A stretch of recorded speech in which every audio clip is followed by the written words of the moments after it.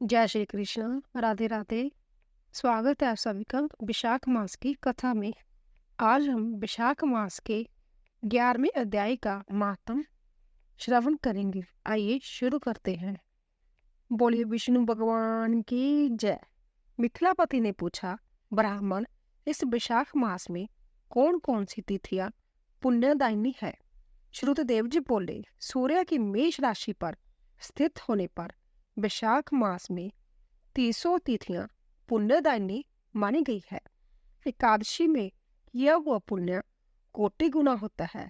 उसमें स्नान, दान, तपस्या, होम, देव पूजा, पुण्य कर्म एवं कथा का श्रवण किया जाए तो वह तत्काल मुक्ति देने वाला होता है। जो रोग आदि से ग्रस्त और दरिद्रता से पीड़ित हो, वह मनुष्य इस पुण्यमयी कथा को सुनकर कृतकृत्य होता है। विशाख मास में से सेवन करने योग्य है, क्योंकि वह समय उत्तम गुणों से युक्त है। दरिद्र, धनहीन, पंगु, अंधा, नपुंसक, विधवा, साधारण स्त्री, पुरुष, बालक, युवा, वृद्ध तथा रोग से पीड़ित मनुष्य की क्यों न हो, विशाख मास का धर्म सबके लिए अंत्यत सुख साध्य है। परम पुण्य में विशाख मास में जब सूर्य मेष राशि में स्थित हो, तब पापनाशनी अमावस्या कोटि ज्ञा के समान फल देने वाली होती है। राजन, जब पृथ्वी पर राजऋषि सावर्णी का शासन था, उस समय 30वें कलयुग के अंत में सभी धर्मों का लोप हो चुका था। उसी समय आनर्त देश में धर्मवर्ण नाम से विख्यात एक ब्राह्मण थे। मुनिवर धर्मवर्ण ने उस कलयुग में ही किसी समय महात्मा मुनियों के 70 जाग में सम्मिलित होने के लिए पुष्कर क्षेत्र की यात्रा की। वहां कुछ व्रतधारी महर्षियों ने कलयुग की प्रशंसा करते हुए इस प्रकार कहा था, सतयुग में भगवान विष्णु को संतुष्ट करने वाला जो पुण्य एक वर्ष में साध्य है, वे ही त्रेता में 1 मास में और द्वापर में 15 दिनों में साध्य होता है। परंतु कलयुग में भगवान विष्णु का स्मरण कर लेने से ही उससे 10 गुना पुण्य होता है। कली में बहुत थोड़ा पुण्य भी कोटि गुना होता है।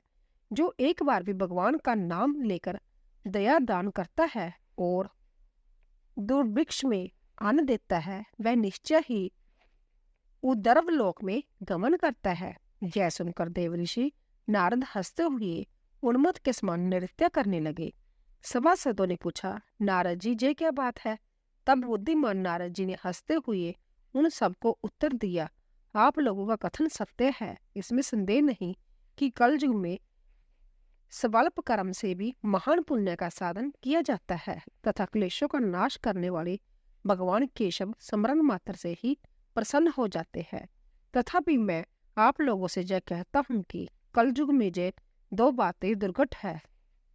शिष्येंद्रिय का निग्रह और जीवा को वश में रखना, यह दोनों कार्य जो सिद्ध कर ले वे ही नारायण स्वरूप है। अंत कलयुग में आपको यहाँ नहीं ठहरना चाहिए। नारद जी की बात सुनकर उत्तम व्रत का पालन करने वाले महर्षि सहसा जग को समाप्त करके सुखपूर्वक चले गए। धर्मवरण ने भी वह बात सुनकर भूलोक को त्याग देने का विचार किया।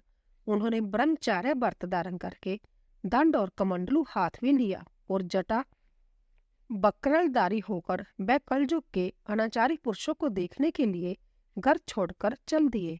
उनके मन में बड़ा विस्मय हो रहा था। उन्होंने देखा प्राय मनुष्य पापा आचार में प्रवृत्त हो बड़े भयंकर एवं दुष्ट हो गए हैं।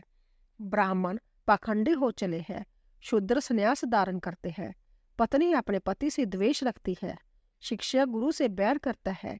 सेवक स्वामी की और पुत्र पिता की गात में लगा हुआ है। ब्राह्मण शूद्र व्रत और गौएं बकरियों के समान हो गई है। वेदों में गाथा की ही प्रधानता रह गई है। शुभ कर्म साधारण लौकिक कृत्य के ही समान रह गए हैं। इनके प्रति किसी की भी महत्व बुद्धि नहीं है। भूत प्रेत और पिशाच आदि की उपासना चल पड़ी है।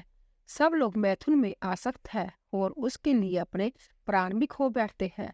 सब लोग झूठी गवाही देते हैं। मन में सदा छल और कपट बना रहता है। कलयुग में सदा लोगों के मन में कुछ और, वाणी में कुछ और तथा क्रिया में कुछ और ही देखा जाता है। सबकी विद्या किसी न किसी स्वार्थ को लेकर ही होती है और केवल राजभवन में उसका आदर होता है।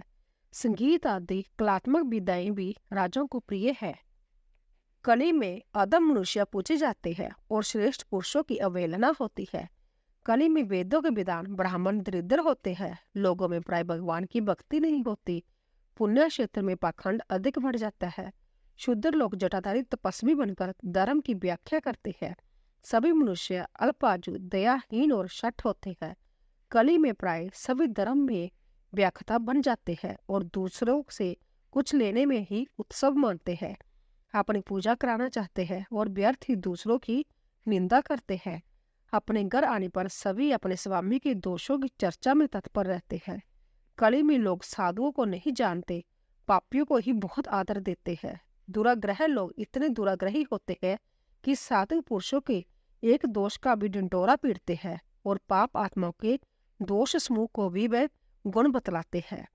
कली में गुणहीन मनुष्य दूसरे के गुण ना देकर उनके दोष ही ग्रहण करते हैं। जैसे पानी में रहने वाली जोंक प्राणियों के रक्त पीती है, जल नहीं पीती, उसी प्रकार जोंक के धर्म से संयुक्त हो मनुष्य दूसरे का रक्त चूसते हैं। औषधियां शक्तिहीन होती है, ऋतुओं में उल्ट फेर हो जाता है, सब राष्ट्रों में अकाल पड़ता है। कन्या योग्य समय में संतान उत्पत्ति नहीं करती। लोग नाट्य और नर्तकी की विद्याओं से विशेष प्रेम करते हैं। जो वेद वेदांत की विद्याओं में तत्पर और अधिक गुणवान है, उन्हें अज्ञानी मनुष्य सेवक की दृष्टि से देखते हैं। वे सब के सब भ्रष्ट होते हैं। कली में प्राय लोग श्राद्ध कर्म का त्याग करते हैं, वैदिक कर्मों को छोड़ बैठते हैं। प्राय जीवा पर भगवान विष्णु के नाम कभी नहीं आते। लोग श्रृंगार रस में आनंद का अनुभव करते हैं और उसी के गीत गाते हैं। कलयुग के मनुष्य में न कभी भगवान विष्णु की सेवा देखी जाती है, न शास्त्रीय चर्चा होती है, न कहीं जग की दीक्षा है, न विचार का लेश है, न तीर्थ यात्रा है और न दान धर्म ही होते देखे जाते हैं। यह कितने आश्चर्य की बात है। उन सबको देखकर धर्मवरण को बड़ा भय लगा। पाप से कुल की हानि होती देख अंतत आश्चर्य से चकित हो गए। दूसरे द्वीप में चले गए। सब द्वीपों और लोकों में विचरते हुए बुद्धिमान धर्मवरण किसी समय कौतूहलवश पितरलोक में गए। वहां उन्होंने कर्म से कष्ट पाते हुए पितरों को बड़ी भयंकर दशा में देखा। वे दौड़ते, रोते और गिरते पड़ते थे। उन्होंने अपने पितरों को भी नीचे अंधकूप में पड़े हुए देखा। उनको देखकर आश्चर्यचकित हो दयालु धर्मवर ने पूछा, आप लोग कौन हैं? किस दुस्तर कर्म के प्रभाव से इस अंधकूप में पड़े हैं? पितरों ने कहा, हम श्री वत्स गोत्र वाले हैं। पृथ्वी पर हमारी कोई संतान नहीं रह गई है। अंत हम श्राद्ध और पिंड से वंचित हैं, इसीलिए जहां हमें नरक का कष्ट भोगना पड़ता है। संतानहीन दुरात्माओं का अंधकूप में पतन होता है। हमारे वंश में एक ही महायशस्वी पुरुष है जो धर्मवरण के नाम से विख्यात है, किंतु वह विरक्त होकर अकेला घूमता फिरता रहता है। उसने गृहस्थ धर्म को नहीं स्वीकार किया है। वह एक ही तंतु हमारे कुल में अविष्ट है। उसकी भी आयु क्षीण हो जाने पर हम लोग घोर अंधकूप में गिर पड़ेंगे, जहां से फिर निकलना कठिन होगा। इसीलिए तुम पृथ्वी पर जाकर धर्मवरण को समझाओ। हम लोग दया के पात्र हैं। हमारे वचनों से उसको यह बताओ कि हमारी वंश रूपा दुर्बा को काल रूपी चूहा प्रतिदिन खा रहा है। क्रमशः सारे वंश का नाश हो गया है। एक तुम ही बचे हो। जब तुम भी मर जाओगे तब संतान परंपरा न होने के कारण तुम्हें भी अंधकूप में गिरना पड़ेगा। इसीलिए गृहस्थ धर्म को स्वीकार करके संतान की वृद्धि करो।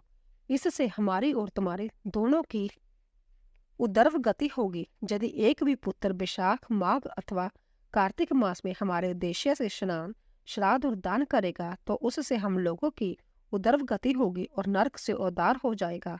यदि एक पुत्र भी भगवान विष्णु का भक्त हो जाए, एक भी एकादशी का व्रत रहने लगे, अथवा यदि एक भी भगवान विष्णु की पापनाशक कथा श्रवण करे, तो उसकी 100 बीती हुई पीढ़ियों का तथा 100 भावी पीढ़ियों का उद्धार होता है। वह पीढ़ियां पाप से आवृत होने पर भी नरक का दर्शन नहीं करती। दया और धर्म से रहित उन बहुत से पुत्रों के जन्म से क्या लाभ, जो कुल में उत्पन्न होकर सर्वव्यापी भगवान नारायण की पूजा नहीं करते। इस प्रकार प्रिय वचन द्वारा धर्मवरण को समझाकर तुम उसे वृत्तिपूर्ण ब्रह्मचार्य आश्रम से गृहस्थ आश्रम में प्रवेश करने की सलाह दे दो। पितरों की यह बात सुनकर धर्मवर्ण अंतत विस्मित हुआ और हाथ जोड़कर बोला, मैं ही धर्मवर्ण नाम से विख्यात आपके वंश का दुराग्रही बालक हूँ। जग में महात्मा नारद जी का जय वचन कि कलयुग में प्राय कोई भी रसेंद्रिय सुनकर और शिशेंद्रिय को दृढ़ता पूर्वक संयम में नहीं रखता। मैं दुर्जनों की संगति से व्यापित हो अब तक दूसरे दूसरे द्वीपों में घूमता रहा। इस कलयुग के 3 चरण बीत गए। अंतिम चरण में मैंने 3.5 बाग व्यतीत हो चुके हैं। मेरा जन्म व्यर्थ बीता है, क्योंकि जिस कुल में मैंने जन्म लिया है उसमें माता पिता के ऋण को भी मैंने नहीं चुकाया। पृथ्वी के भारभूत उस शत्रु तुल्य पुत्र के उत्पन्न होने से क्या लाभ, जो पैदा होकर भगवान विष्णु और देवताओं तथा पितरों की पूजा न करे। मैं आप लोगों की आज्ञा का पालन करूंगा। बताइए, पृथ्वी पर किस प्रकार मुझे कलयुग से और संसार से भी बाधा नहीं प्राप्त होगी। धर्म वर्ण की बात सुनकर पितरों के मन को कुछ आश्वासन मिला। वह बोले, बेटा, तुम गृहस्थ आश्रम स्वीकार करके संतान उत्पत्ति के द्वारा हमारा उद्धार करो। जो भगवान विष्णु की कथा में अनुरक्त होते, निरंतर श्री हरि का स्मरण करते और सदाचार के पालन में तत्पर रहते हैं, उन्हें कलयुग बाधा नहीं पहुंचाता। मानद जिसके घर में शालिग्राम शिला अथवा महाभारत की पुस्तक हो, उसे भी कलयुग बाधा नहीं दे सकता। जो विशाख मास के धर्मों का पालन करता, माघ स्नान में तत्पर होता और कार्तिक में दीप देता है, उसे भी कली भी बाधा नहीं प्राप्त होती। जो प्रतिदिन महात्मा भगवान विष्णु की पापनाशक एवं मोक्षदायिनी दिव्य कथा सुनता है, जिसके घर में बलि वैष्णव देव होता है, शुभ कारणी तुलसी स्थित है तथा जिसके आंगन में उत्तम गौ माता रहती है, उसे भी कलयुग बाधा नहीं देता। अंत्य इस पापात्मक युग में भी तुम्हें कोई बयान नहीं है। बेटा, शीघ्र पृथ्वी पर जाओ। इस समय वैशाख मास चल रहा है, यह सबका उपकार करने वाला मास है। सूर्य की मेष राशि में स्थित होने पर 300 तिथियां पुण्यदायिनी मानी गई है। एक एक तिथि में किया हुआ पुण्य कोटि कोटि गुना अधिक होता है।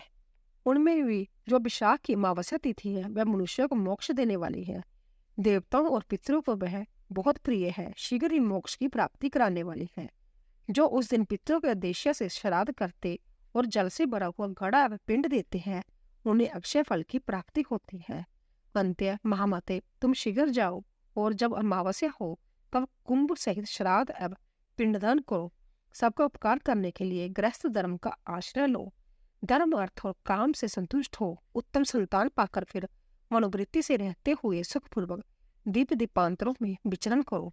पितरों के इस प्रकार आदेश देने पर धर्म वर्ण मुनि शीघ्रता पूर्वक भूलोक में गए। वहां मेष राशि में सूर्य के स्थित रहते हुए विशाख मास में प्रांतिक स्नान करके देवताओं, ऋषियों तथा पितरों का तर्पण किया। फिर कुंभदान सहित पाप विनाशक श्राद्ध करके उसके द्वारा पितरों को पुनरावृत्ति रहित मुक्ति प्रदान की। फिर उन्होंने संभव विवाह करके उत्तम संतान को जन्म दिया और लोक में उस पाप नाशनी अमावस्या तिथि को प्रसिद्ध किया। तदंतर वह भक्तिपूर्वक भगवान की आराधना करने के लिए हर्ष के साथ गंधमादन पर्वत पर चले गए। इसीलिए विशाख मास की अमावस्या तिथि परम पवित्र मानी गई है। बोलिए विष्णु भगवान की जय। तो दोस्तों, इसी तरह 11वां अध्याय पूरा हुआ। दोस्तों, अगर आपको हमारी कथा पसंद आ रही हो, प्लीज जाने से पहले चैनल को सब्सक्राइब कीजिए, लाइक कीजिए और शेयर कीजिए। आप सभी का धन्यवाद।